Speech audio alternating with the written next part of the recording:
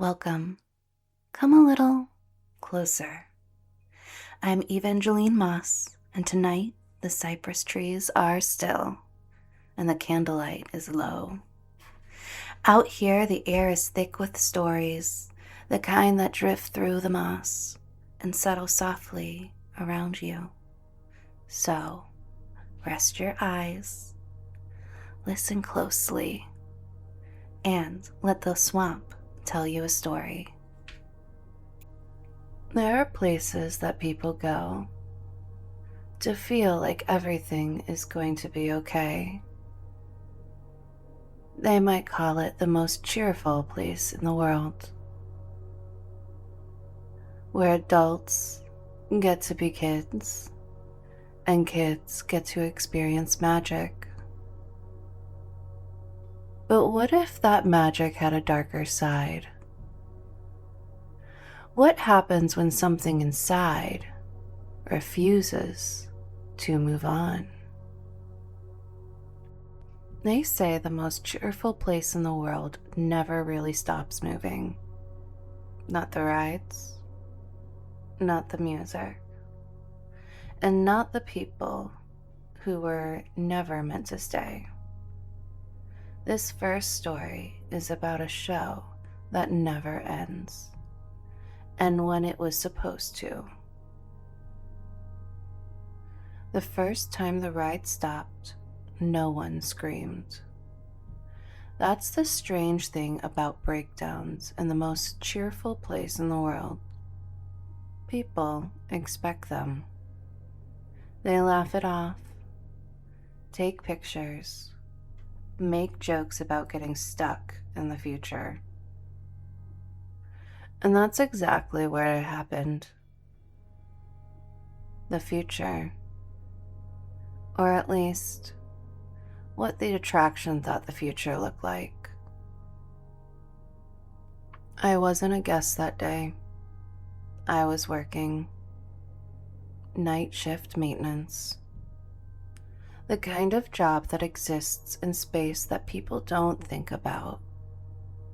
The quiet afters after closing, when the music fades and the laughter drains out of the streets, leaving something hollow behind. That's when the place changes. Not visually, not completely, but enough that you start noticing things you shouldn't, like how quiet it gets, or how the animatronics don't always stop moving right away. The ride was one of the older ones, a rotating theater.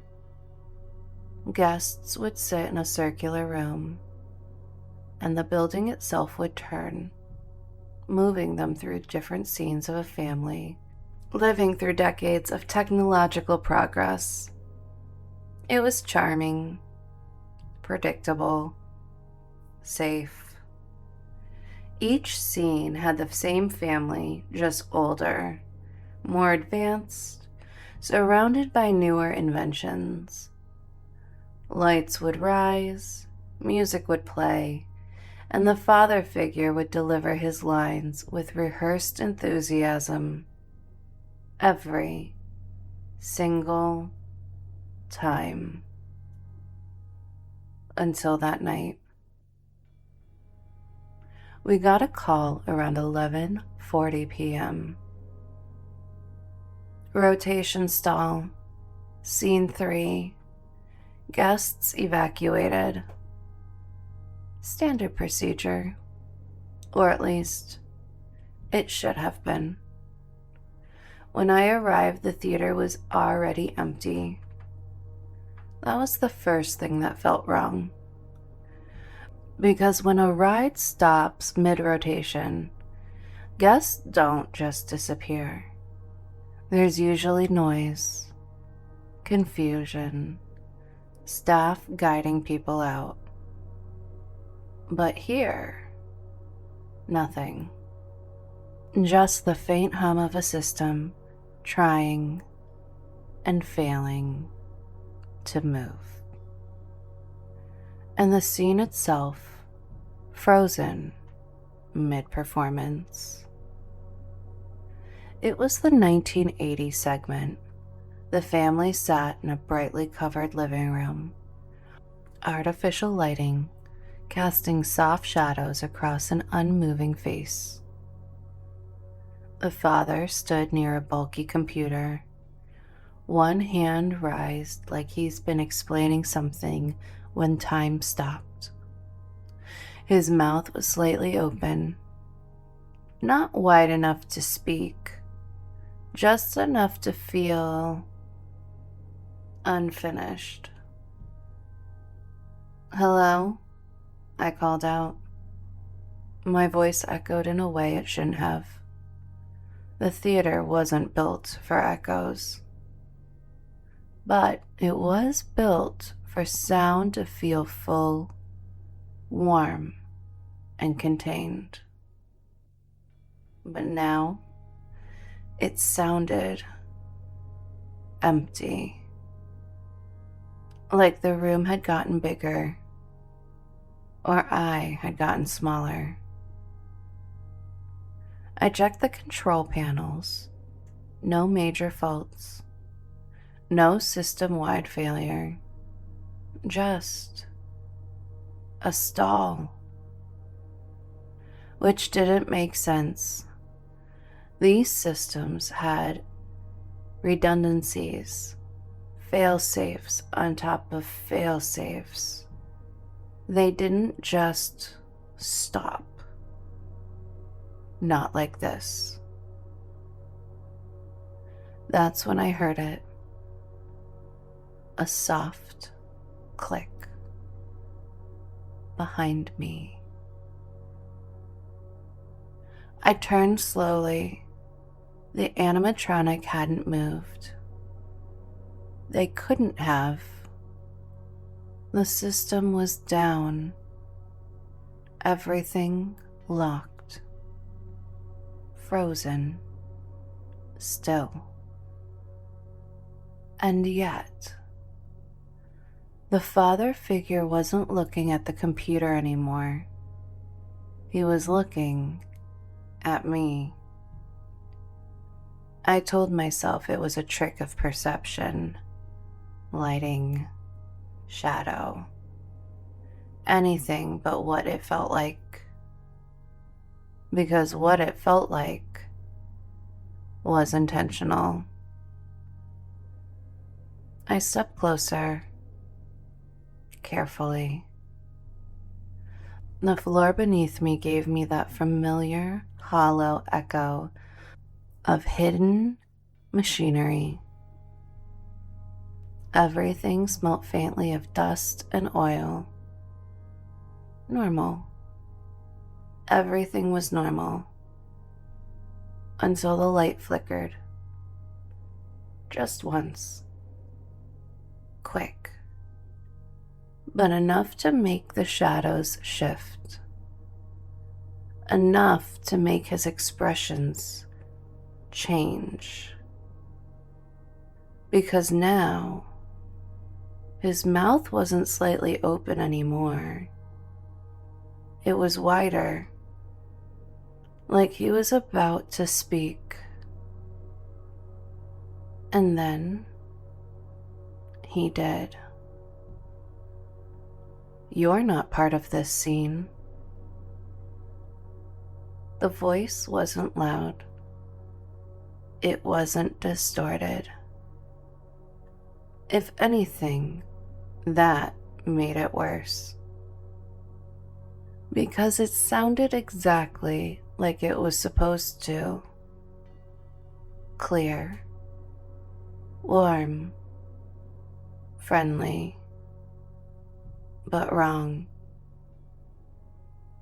I froze, my brain scrambling to catch up, trying to find logic, wiring errors, delayed playback system, anything that could explain why an animatronic was speaking without power. without command, without a show. You shouldn't be here yet. The father's head tilted slightly, too smoothly, too naturally. And that's when I ran. I didn't report it. Not right away. You don't in places like that. Because once you say something out loud, once you put it into a report, it becomes real. And real things get investigated. And investigated things get you removed. But I couldn't let it go. So the next night, I went back. Earlier this time. Before closing. Before the last show. I watched it run. Perfectly. Exactly as it always had. The father smiled. Delivered his lines. Hit every mark. Every cue. Every joke. Nothing was wrong. Until the rotation between scenes. That's when it happened. Just for a second. As the theater moved, the lights dimmed, the music dipped, and the father's voice changed. Not in tone, not in volume, but in content. Please don't reset me. It was quick. So quick I almost convinced myself I imagined it. But I didn't. Because I saw it too. His eyes. They weren't focused on the audience anymore. They were searching. And then the lights came back. The next scene started, and everything continued like nothing had happened. That's when I started digging. Old systems, old archives. Back when things weren't fully digital. That's where I found it. A tape. Labeled in faded ink. Final pass. Do not use. There was no date, no signature. Just that. I should have left it alone. I know that now. But curiosity is a dangerous thing in a place built on illusion. Because once you start looking behind the curtain, you realize the curtain isn't meant to be open. I loaded the tape, alone, after hours, in the control room. At first it was normal. Line readings, alternative takes, the same cheerful delivery. Until the end. The silence lasted too long. And then, is it still running? The voice said, quieter, older, tired. Did they replace me? I felt something cold crawl up my spine. I told them I wasn't finished. A pause. Static. Breathing. You can't just loop a person and expect them not to notice. The tape cut out. And somewhere, deep in the ride, something powered on. The theater started moving on its own, slow, grinding, unnatural. Lights flickered across empty seats, scenes activating without an audience, a voice playing out of sync. And then, the father stepped forward off his mark. That shouldn't have been possible. They're bolted down, programmed, limited. But he moved. And for the first time, he wasn't smiling. You heard it, didn't you? His voice echoed through the entire building now. Not contained, not controlled. They said I was part of something bigger. Another step. Closer. But they never told me it wouldn't end. The rotation sped up, scenes blurring together, time collapsing. I've been saying the same line for years. The lights cut out completely. Do you know what that does to a person? Something grabbed my arm. Cold. Mechanical. Stay, said a voice. They found the ride running the next morning. No staff inside. No record of activation. Just one thing different. In the final scene, there was an extra figure standing off to the side. Not part of the original design. Not in costume. Not smiling. Watching. And when the lights dim between scenes, if you listen closely, you can still hear it. You're part of the show now. Some places promise a better tomorrow, but not everything wants to move forward. And if you ever find yourself watching a show that feels a little too real, don't wait for it to end.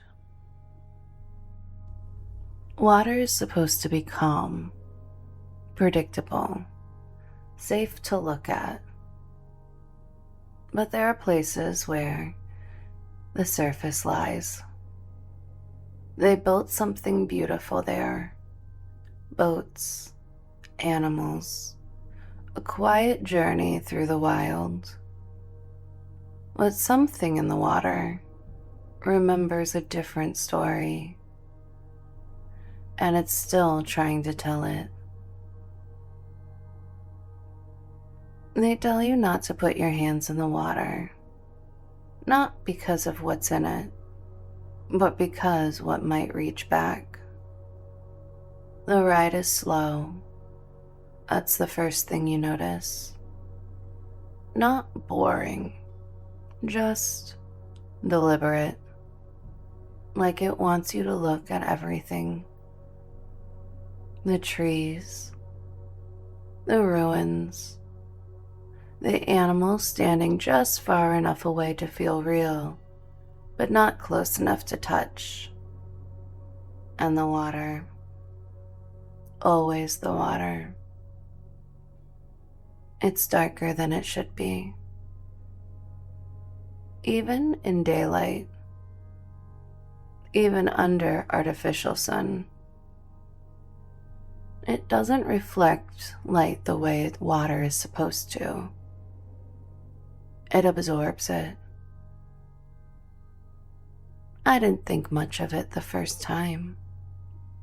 Most people don't. You sit in the boat, listen to the guide's joke, watch the scenery drift by. Maybe you wave at another boat passing in the distance. It's calm, controlled, safe. Until you reach the bend.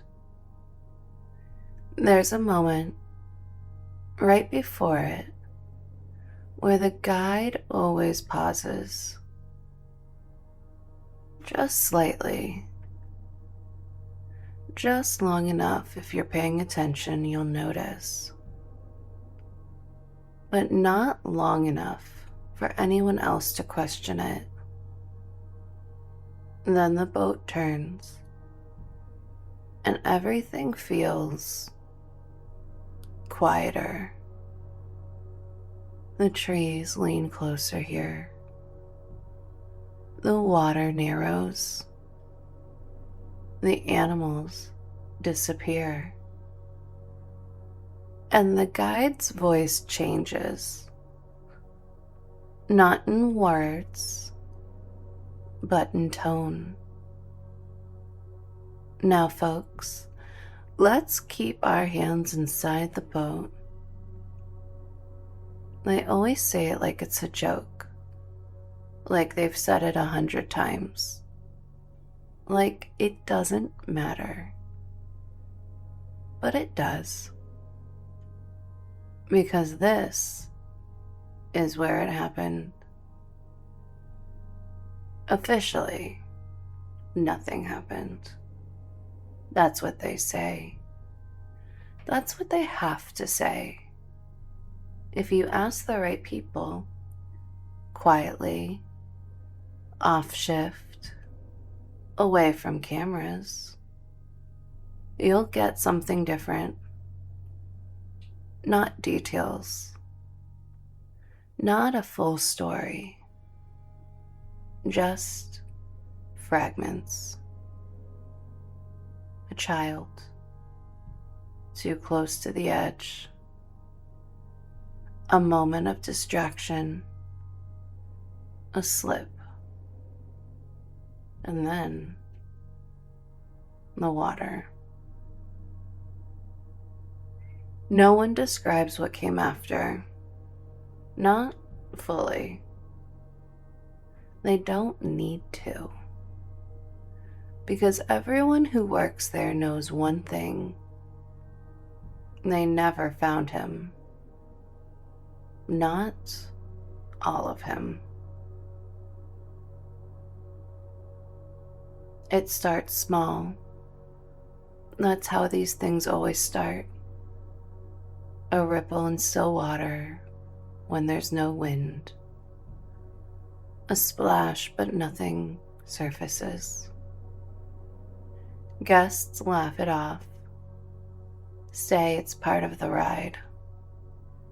Hidden effects and animatronics. But the employees know something different. Because the ride doesn't have effects there. It never did. And then come the handprints. Small. Wet. Pressed against the side of the boats. Always in the same place. Always at that bend. They don't last long. They never do. By the time the boat docks, they're gone. Evaporated. Like they were never there at all. But sometimes guests take pictures.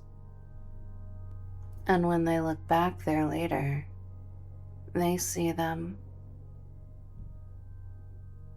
I transferred into nights after 6 months. Didn't ask to, didn't want to. But once you notice something, it notices you back. Night shift is different. The music stops, the lights dim, and the water gets louder. Not moving, not splashing, just present. I was assigned to check the boats. Routine maintenance. Nothing complicated. Until I reached the bend. The air felt colder there. Not by much. Just enough. I leaned over the edge of the dock, shining my flashlight across the surface. The beam didn't travel far. It just sank. And then something broke the surface. Not a splash. Not a movement. A shape. Small. Still. Standing in the water. At first I thought it was debris. A trick of light. My brain trying to make sense of something I didn't understand. But then it moved. Slowly. Its head tilted. And I realized it wasn't standing on anything. The water reached its chest, but it didn't sink. Didn't struggle. Didn't move like something alive. It just stayed, watching me. Its face was wrong,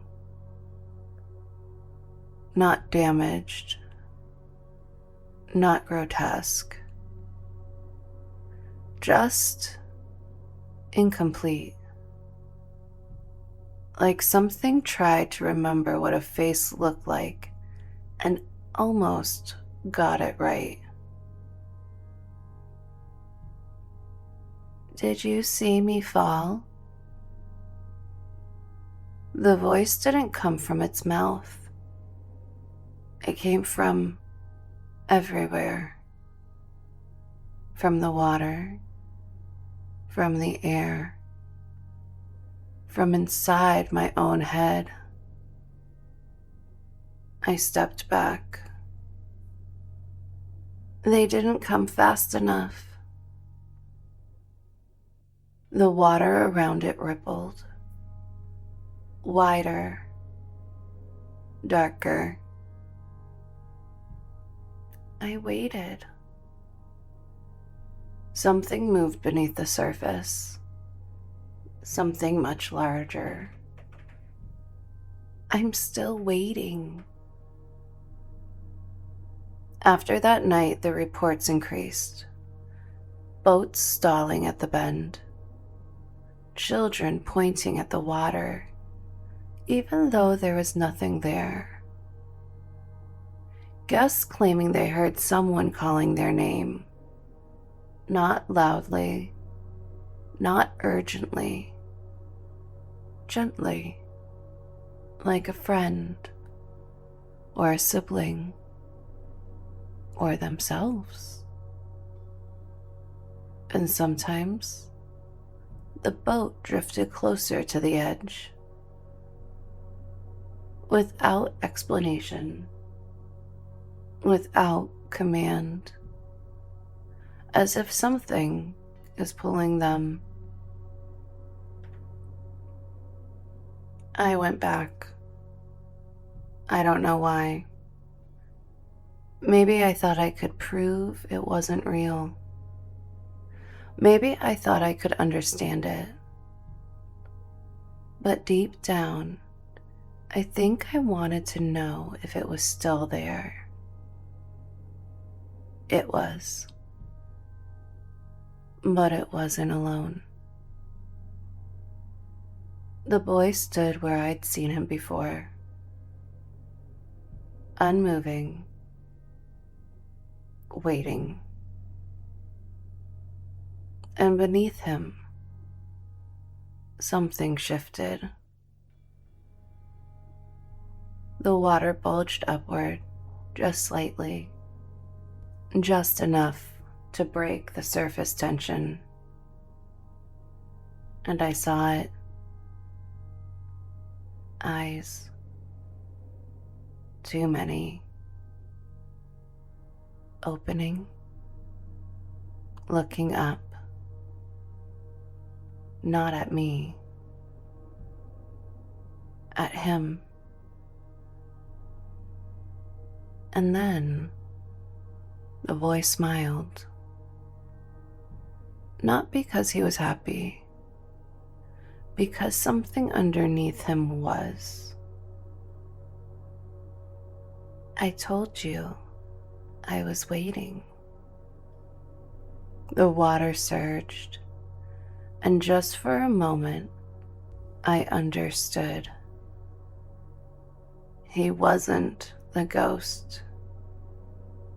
He was the bait. Some things don't stay where they fall, and some places don't let go of what they're given.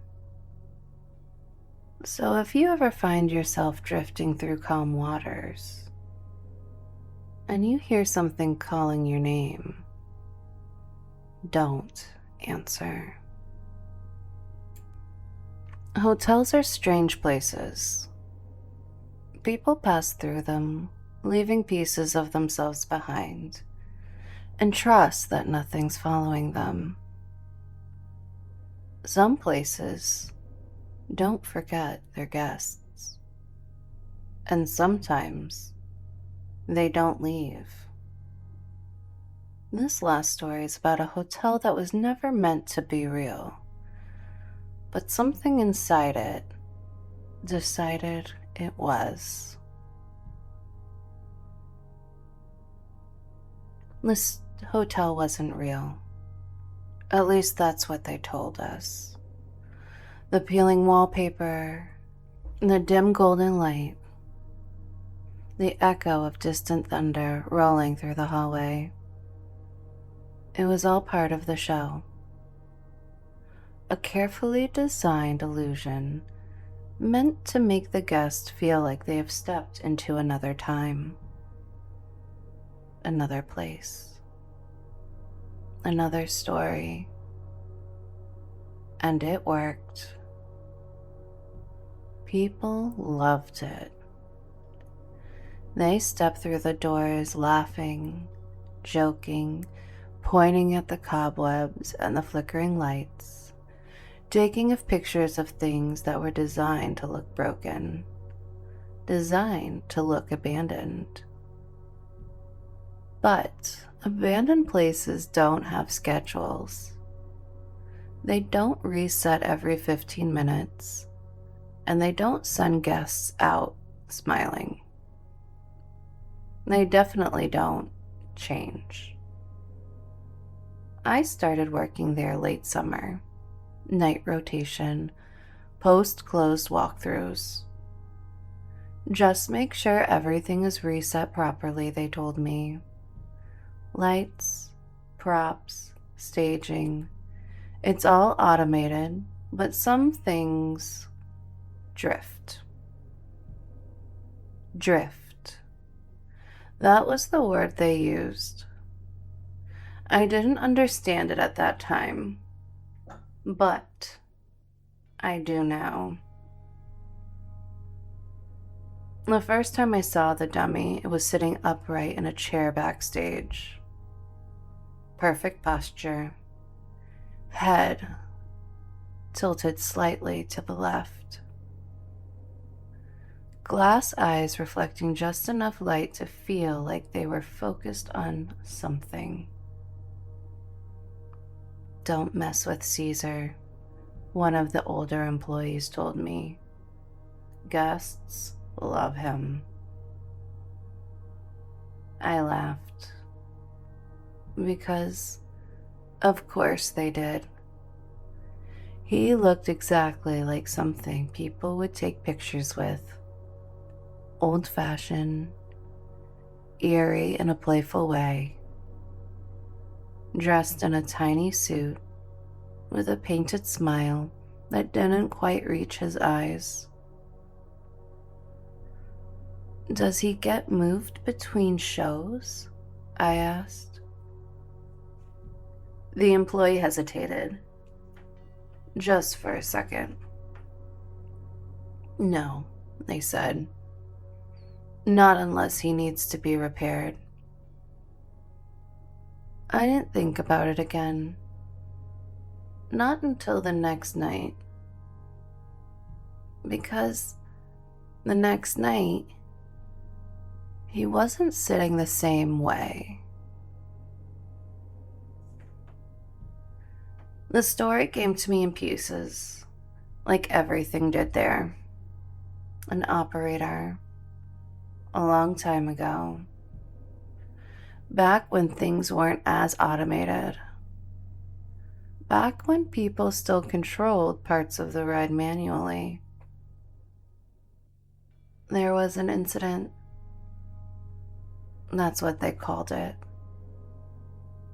The elevator stopped between floors.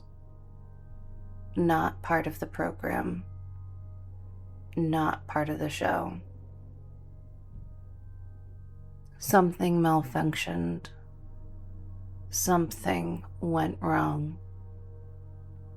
And by the time they got it open, he was gone. Not missing. Not transferred. Gone. No one explains how. No one explains why. But after that, things started happening. Elevators pausing too long. Doors opening when they shouldn't. And sometimes, when the lights cut out between floors, guests would hear it. Going up, even when no one else was there. By my third week, I stopped ignoring it because Caesar kept moving. Not drastically. Not enough to trigger alarms, but enough. A tilt of the head, a shift of the shoulders, a change in where he was facing. Always subtle, always explainable,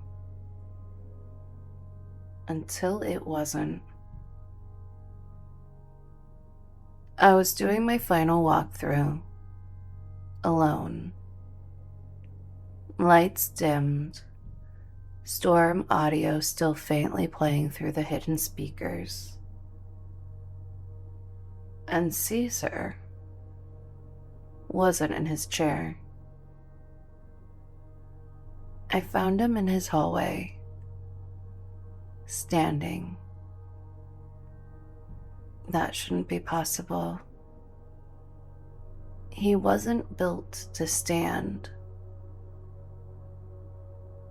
But there he was, propped against the wall near the service elevator. head angled towards the doors, waiting. I told myself someone moved him. Had to. There was no other explanation. So I reached out, grabbed his arms. Cold, hard, unmoving. And then, "You're not scheduled for this floor." I dropped him. The voice didn't echo. It didn't come from speakers. It didn't sound mechanical. It sounded close. Too close. I turned slowly. The hallway was empty. But the elevator was open. I hadn't called it. I don't know why I stepped in. Maybe it was instinct. Maybe it was curiosity. Maybe something inside that place wanted me to. The doors closed behind me. The lights flickered. And the panel didn't have buttons anymore. Just one. Unmarked. And it lit up on its own. The elevator dropped. Not fast like the ride, but slow and controlled. Wrong. And then it stopped. The doors opened to a floor that didn't exist. The hallway beyond was darker than anything I had ever seen in a hotel before. Not dim, not atmospheric. Dark. The kind that swallowed light. And at the end of it, someone stood there. Perfect posture, head tilted slightly to the left. Waiting. I thought it was Caesar until it moved. Too fluid, too natural, too human. You heard him. The voice was different now. Deep and layered. He's been calling for so long. The figure stepped closer, and behind it, more shapes. Not solid, not clear, just present. We need something to hold us here. My stomach dropped. Something small.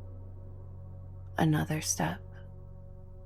Something easy to move. Its head tilted further than it should have. And I understood. Caesar wasn't possessed. He was a door. They found me the next morning, standing in the lobby, still, unresponsive. They say I was in shock, that I must have wandered into a restricted area, that my mind filled in the rest,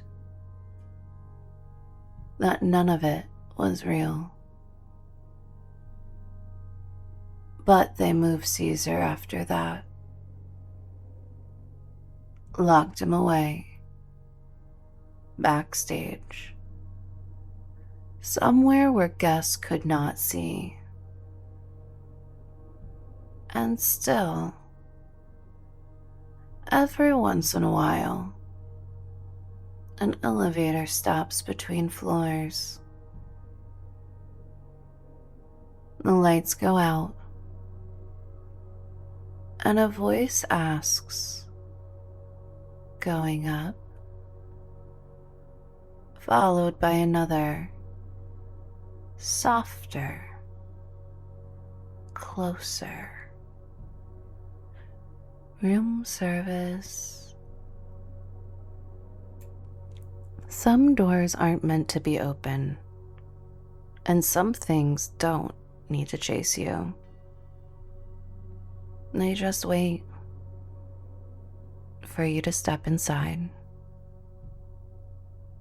And if you ever find yourself alone in a place that shouldn't exist, don't take the elevator.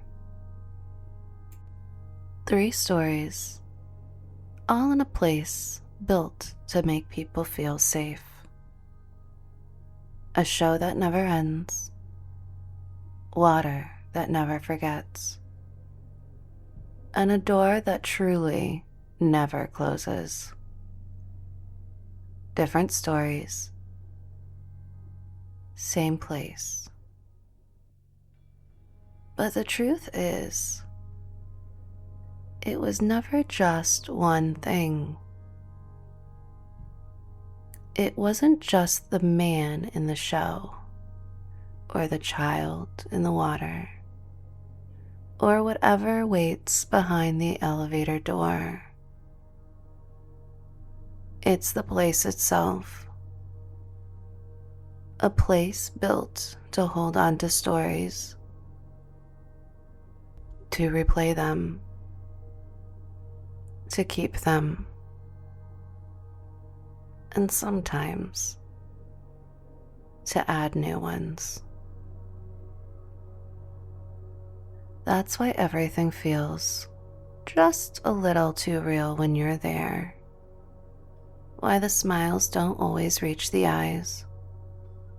Why the music never quite sounds the same when you're leaving.